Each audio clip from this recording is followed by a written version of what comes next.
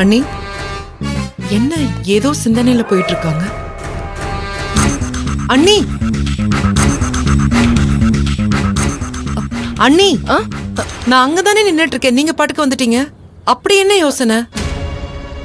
ஒண்ணு இல்ல கையில். சரி, வீட்டுக்கு போனீங்களே, போன் எடுத்துட்டு வந்துட்டீங்களா? கொடுங்க.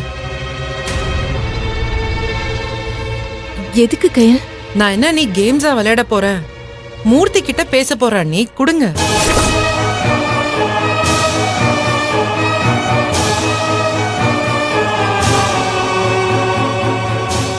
அண்ணி ப்ளீஸ் போனை கொடுங்க. அவர் இந்த டைம்ல போன் பண்ணா எடுக்க மாட்டாரு, பிஸியா இருப்பாரு கையில். பரவாயில்ல, ஒரு வாட்டி நானும் ட்ரை பண்றேன். கொடுங்க கொடுங்க அண்ணி.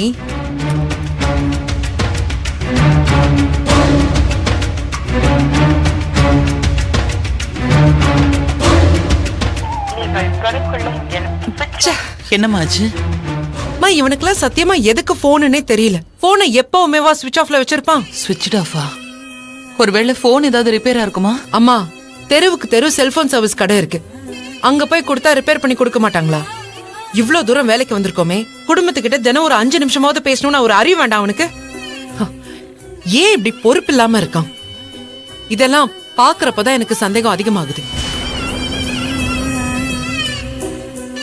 அண்ணி, வெளிப்படையாவே கேக்குறேன், பொய் சொல்லாம சொல்லுங்க.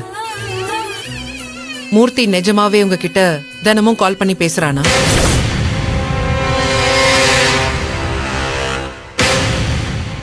ஏன்னா எனக்கு நம்பிக்கை இல்லை அண்ணி. எப்ப பாரு ஸ்விட்ச் ஆஃப்னு வருது. அதனாலதான் நான் கேட்டுட்டு இருக்கேன். ப்ளீஸ் அண்ணி, உண்மையை சொல்லுங்க. என்ன தானோ பேசாம இருக்க? கேக்குறால சொல்லு. அத பேசிட்டு தான் இருக்காரு கையில். கையில் நான் தான் சொன்னேனே, அவர் வேலை செய்யற இடத்துல ரொம்ப ஸ்ட்ரிக்டா இருக்காங்களாம். போன் பேசவே அனுமதிக்க மாட்டாங்களாம். என்ன நீ, அவன் என்ன மிலிட்டரியில வேலைக்கு சேர்ந்திருக்கான்? ஏதாச்சும் ஹோட்டல்ல தானே வேலைக்கு சேர்ந்திருப்பான். அவர் சொல்றத தானே கையில் நான் உங்ககிட்ட சொல்றேன்.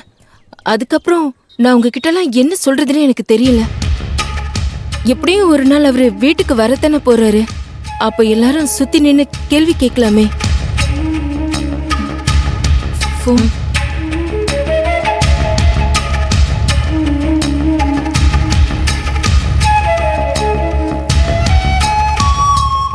நீ போய் வேலையை பாரு.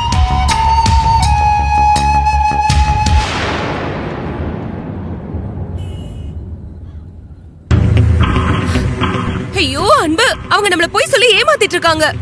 ஷாலினி, தேவையில்லாம நீ ஏதாவது கற்பனை பண்ணிட்டு இருக்காத. நான் தான் அந்த மாதிரி எதுவும் இருக்காதுன்னு சொல்றேன்ல. இந்த பேச்சு இதோட விடு. ஐயோ ஏன் அன்பு நான் சொல்றத புரிஞ்சுக்கவே மாட்டேங்கிற? மத்தவங்க தான் என் பேச்ச நம்ப மாட்டேங்கிறாங்கன்னா நீயும் நம்ப மாட்டியா? ஷாலினி, நீ சொல்றது ஏதாவது நம்புற மாதிரி இருக்கா? அண்ணி எதுக்காக போய் சொல்லணும்? அது மூர்த்தி என்ன விஷயத்துல? நான் சொன்னா நீ நம்ப மாட்ட. ஒரு நிமிஷம் லைன்லயே இரு, நான் உனக்கு ஒண்ணு அனுப்புறேன், நீயே பாரு.